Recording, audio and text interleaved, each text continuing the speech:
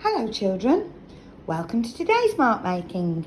Today we're going to look at the letter shape and sound.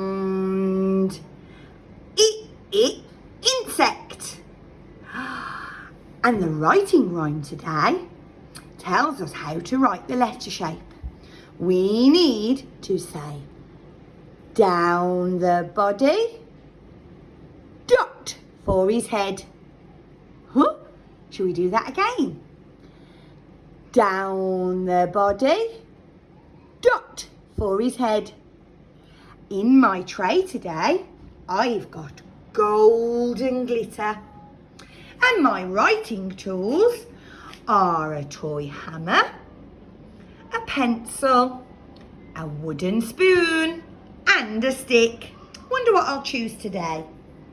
First, I'm going to get out my magic writing finger and we're going to do it together. Are you ready? Let's write insect. Start at the top and we're going to go down the body, dot for the head. Wow, that's great. Let's shake it away, make it disappear. And I'm going to choose the wooden spoon today. Don't forget your froggy fingers. Let's start at the top. Can you help me at home?